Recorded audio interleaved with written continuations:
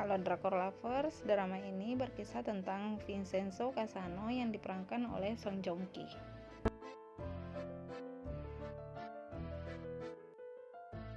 Vincenzo Casano adalah pengacara keluarga Casano, bos mafia di Roma, Italia.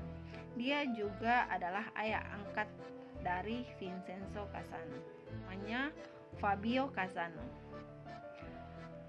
Cerita awalnya tentang Vincenzo yang menuju rumah Emilio, perkebunan anggur Greco. Tujuannya adalah melakukan negosiasi dengan Emilio tentang perkebunan milik. Selama proses negosiasi, ada helikopter yang menyiram pestisida di atas kebun Emilio yang jadwalnya mungkin setiap minggu ya. Ternyata helikopter itu adalah suruhan dari Vincenzo yang setelahnya membuang korek api dan membuat rumah Emilio yang dikelilingi oleh kebun anggur terbakar. Berarti Oppa ini sudah tahu kalau negosiasi itu akan gagal. Kebun anggur itu kemudian terbakar sangat hebat sampai hampir seluruhnya terbakar. Vincenzo kemudian ke rumah duka tempat ayahnya Fabio Casano disemayamkan. Di sana dia bertemu dengan Paolo, anak dari bos mafia ini. Paolo merasa bahwa ayahnya terlalu mempercayai Vincenzo. Vincenzo mengatakan ayahnya tidak mempercayai Paolo karena dia sangat gegabah. Paolo marah kemudian mengirim orang suruhannya untuk membunuh Casano.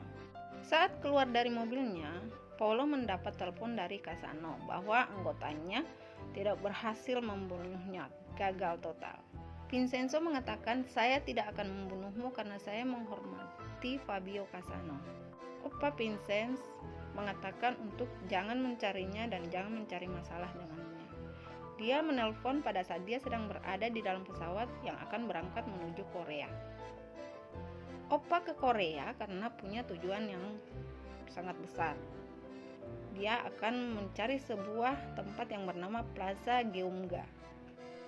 Setibanya di Korea, Vincent dicegat oleh seorang petugas polisi yang mengiranya seorang buronan yang selama ini dicari.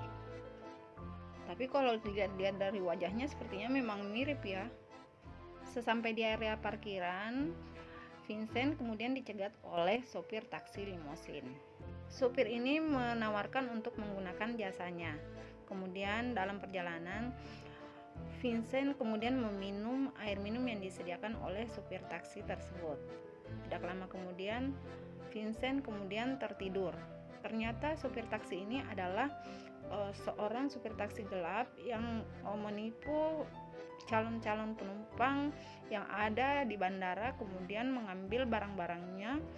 Kemudian setelah semua barang-barangnya diambil dan pada saat dia masih tidak sadar, maka dia akan dibuang di pinggiran kota di Korea.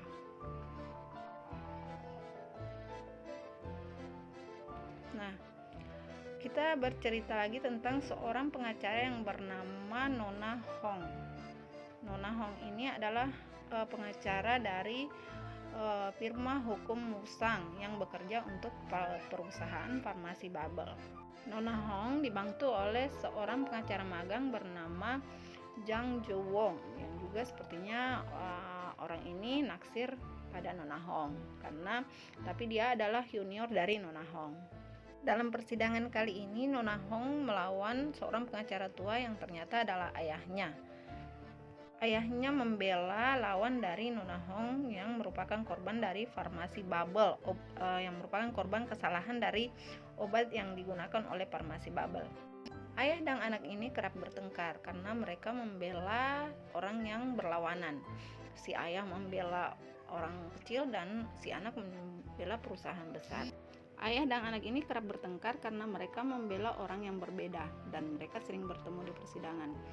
Dan mereka kadang bertengkar untuk saling tidak mengakui bahwa Nona Hong adalah anak dari Pak Hong.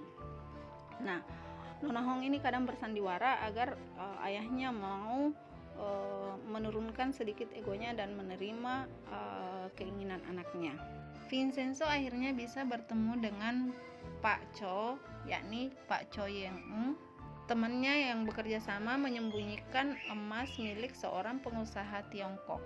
Pengusaha ini meminta Vincenzo agar mencari tempat di Korea agar bisa menyembunyikan emasnya yang sangat banyak. Keberadaan emas ini hanya diketahui oleh Pak Cho, Vincenzo, dan pemilik emas tersebut. Ruang rahasia penyimpanan emas ini tidak bisa dibuka kecuali dengan pindai mata laser dari Pak Wang, pemilik emas tersebut. Dalam satu part ada muncul dalam ingatan Vincenzo tentang seorang ibu tua yang ketika Vincenzo datang ke Korea kemudian mengikuti persidangannya. Persidangan ini tentang pembunuhan seorang pengusaha bank yang oleh asisten rumah tangganya. Ibu O didampingi oleh pengacara Cipuragi yang merupakan bapak dari Nona Hong yang pengacara tua tadi ya. Vincent kemudian bertemu dengan pengacara Hong dari Cipuragi. Bersama Pak Cho, Vincent kemudian membicarakan tentang Plaza Geumga, yang ternyata plaza ini juga akan dibeli oleh perusahaan farmasi Babel. Bersama Pak Cho, Vincenzo meminta kepada Pak Hong untuk membela mereka agar plaza ini tidak diambil oleh perusahaan Babel. Perusahaan Babel telah membeli tanah-tanah di sekitar Plaza Geumga. Tinggal Plaza Geumga yang akan mereka eksekusi. Berbagai cara telah mereka lakukan, termasuk dengan mengancam Pak Cho untuk menjual tanah tersebut kepada perusahaan Babel. Karena diancam, Pak Cho akhirnya menjualnya,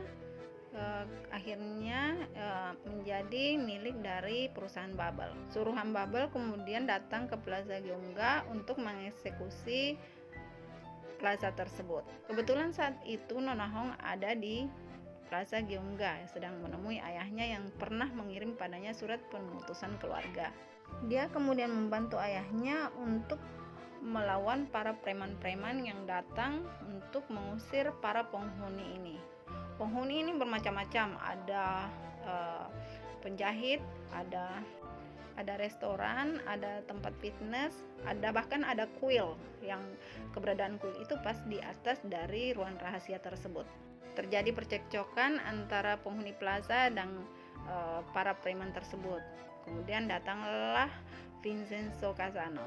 Vincenzo yang ternyata jago bela diri berhasil mengancam bos preman tersebut agar tidak mengganggu plaza tempat mereka tinggal.